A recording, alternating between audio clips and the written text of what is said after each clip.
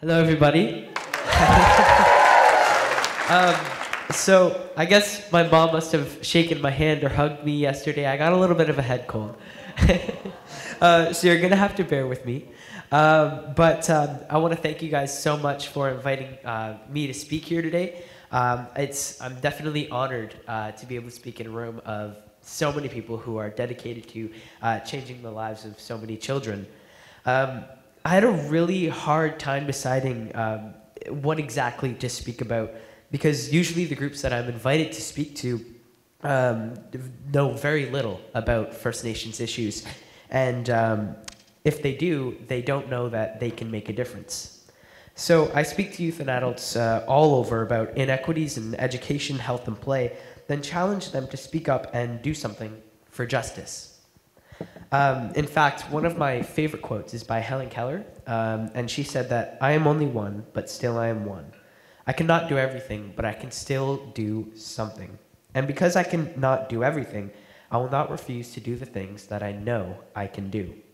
You see, Helen Keller understood that there were so many issues like poverty, discrimination, and disease that she couldn't possibly make a difference to everything. But she knew that she could at least do something, and so she did. And in the process, she made a huge impact in her world and is still looked on as an amazing inspiration today. She took the simple concept of do something, and she made that her reality. I look at Helen Keller and think, like, if a deaf, blind girl can change the world and inspire generations, then I too kind of have to do something. And I think that's why I really like the Idle No More movement. I love what the name stands for. I mean, let's be honest, for as long as the explorers and settlers first came into Canada, First Nations have been discriminated against and viewed as something less than other Canadians, or at best, a burden to society. Rather than strong people with history, wisdom, and knowledge, that is an unmined wealth that this nation needs to be the country it should be. And so I was so happy last year when I heard "We are idle no more." What thousands of First Nations were saying was just like Helen Keller, that there are so many injustices. There are hundreds of years of abuse, injustice, and discrimination that are still being carried into our present and are now affecting our children's future. We can't possibly fix everything and change history, but I have a voice. And because I have a voice, I can do something.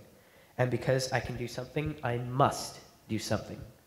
And in doing something, I promise you, you will change history.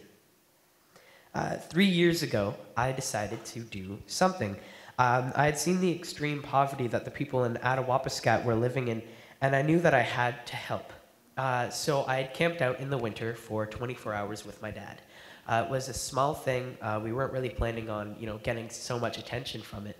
But we ended up getting $6,000 in cash donations and 24,000 pounds of food and clothing supplies to bring up to the community. Thank you. Thank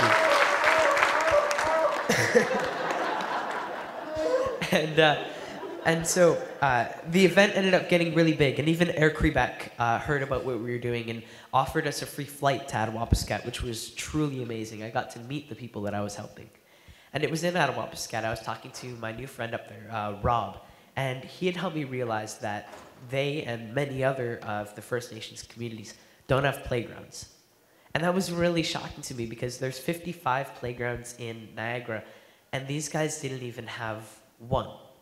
And so it became my goal to bring a little bit of quality where there was none and bring hope to the children's lives.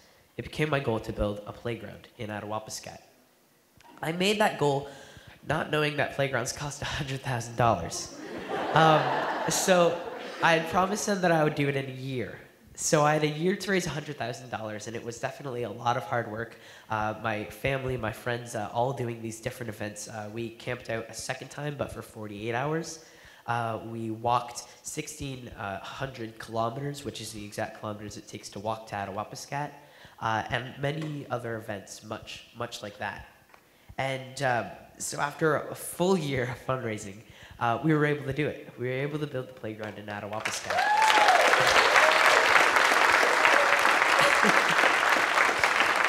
Thank you again. And to see the children's faces, I mean, how happy they were, to see the response from the community. Everybody came together and let their kids play on it. Everybody was so anxious. Some of the parents even crying tears of joy, thanking me for bringing this to their children. It was such an amazing turnout, and it was so amazing to see how it's such a small little thing, like a playground that I definitely take advantage of every day, could make such a big difference in the community. So after realizing all this, it became my goal to build a playground in every single northern community without one, and thus, Northern Starfish.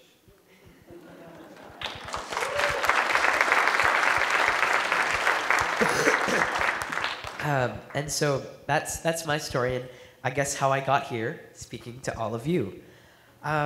Through my journey, though, I've been able to learn about many things, and I just recently watched the movie Amazing Grace. It's the story of a man named William Wilberforce. Has anybody here seen that movie? Hands? Okay, I see 1, 2, okay. So the movie is about, in England, about 200 or 300 years ago. The slave trade was the largest industry in the country and, well, most of the world. It was creating jobs in England and was really the biggest thing in their entire economy. Most of the rich people and members of parliament were somehow involved in the slave trade. And I'm sure that they all knew deep down that it was wrong to treat another human being as less than an animal just because of the color of their skin. But it's sad, though, that even though they felt it might be wrong, they allowed the trade to continue because to speak out against it would mean going against everybody, including the super rich politicians and even their friends and co-workers. But there was one man, though. His name was William, and he was a young politician. He was really smart and very well spoken. In fact, many people thought that he was going to be the next prime minister at the time. But William had a problem, though. He couldn't help but think that the slaves were being captured from Africa and sold to Europeans were people, just like him and created equal. This wasn't the first time that somebody had had the same thought, but before William Wilberforce, very few had done anything about it. William spent the rest of his life fighting to abolish the slave trade. He risked his career, his wealth, and his reputation because he knew that his voice mattered. He knew that there was something he could do, and so he understood that he could do something. William Wilberforce was not an ally to the slaves, though. Wilberforce was a human being who saw injustice against fellow human beings and against all odds fought for what was right. 3 days before his death, a motion was passed in the British Parliament to abolish the slave trade. In our fight for justice, there can be no us and our allies. There just has to be us, fellow human beings fighting for what is right, for what is just. Our fight is to end prejudice and discrimination in our lifetime, but our fight will require us to sacrifice our time, money, and reputation, maybe even our careers. But there is something more important at stake, and that is justice. Freedom and opportunity for all First Nations children. My hero, Shannon Kustashian, is a great example of someone who, at a very young age, dedicated her life fighting for justice. Shannon grew up going to the school J.R. Nakaji in Attawapiskat, and 30 years before she was born, there was a massive diesel spill under the school. And even though about 100,000 liters of diesel pooled under the school, the kids still attended class for over 20 years. Now, obviously, that wasn't healthy. Kids were getting nosebleeds, getting sick, some of them even fainting in class. Now, parents should never have to choose between their child being healthy or having an education. And so, by the time Shannon began attending school, the school had been closed, and the students were taught in temporary portables over the contaminated land. Now, the portables were no different, if not worse, than the school that they were in. Kids would have to go outside to another class for gym in the winter, and then they'd have to put all of their stuff after gym when they're sweating and go back to their class, and they can get sick, and there was still the diesel on the ground, and it caused a large problem in the child's health and education throughout their entire lives. And Shannon knew that there were schools that were better, that there were schools down south that actually had good education, were in, I guess, better lands. And so when she was in grade 8, they usually go on a trip to Toronto and Niagara Falls She said, no, I'm not going to go to Toronto or Niagara Falls. I'm going to go to Ottawa, and I'm going to fight for a real school. Now, her trip didn't go so well, and none of the politicians didn't really listen to her. So when she got home, she said, I'm not done. And she started writing letters to the government saying Attawapiskat deserves a real school.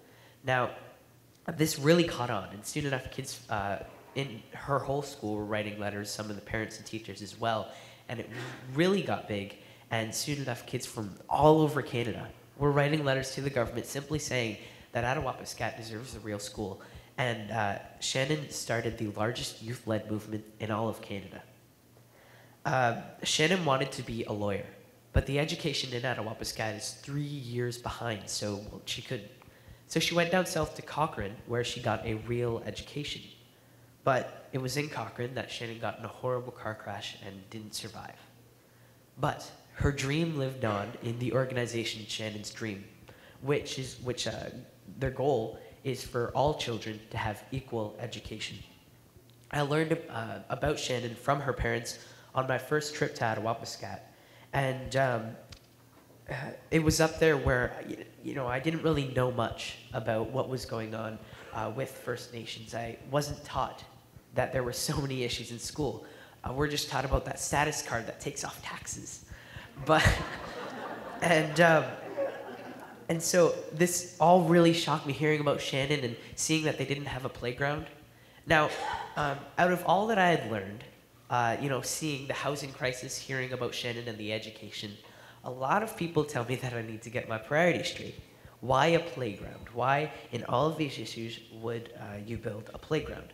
But a lot of people do not realize the importance of a playground in a child's life. Teddy Roosevelt, while he was the President of the United States, put out a statement basically saying that a playground helps with innovativeness, imagination, and curiosity. It gives the children motor skills and it keeps them off the street. He said that small backyards and small little areas are only good for children like 4 and under, but for the bigger kids, they need somewhere where they can play, somewhere where they can meet with other kids and have fun. Teddy Roosevelt stated that there needs to be a playground within walking distance of every boy and girl. And so that's exactly what I am working on. I was just in Ottawa speaking with MPs from every single party, and we're working on creating a private member's motion based on the importance of a playground that ensures all children have access to one. Thank you. As well, we are working with Aboriginal Affairs Chief of Staff to include the construction of a playground in the Education Act. Will Gonin was a student in Egypt who had a Facebook account. Everybody have Facebook here? Your phones? Okay. Tweet about this, Facebook about this, it's good. Yeah, this is a good time. He believed that in his country, too many things were wrong and unjust, and that if things were going to change, he had to use his voice. The revolution that changed Egypt just last year was started by a small group of students like Whale who knew they had to do something. Margaret Mead said that, "Never doubt a small group of committed people can change the world. Indeed, it's the only thing that ever has." Now, Whale Golem posted this on his Facebook page. Try and remember this. You can post it. It's really good. "We are going to win because we don't understand politics. We are going to win because we don't play their dirty games, and we are going to win because we don't have an agenda. We are going to win because the tears that come from our eyes actually come from our hearts. We're going to win because we have dreams, and we are going to win because we are willing to stand up for those dreams." Now,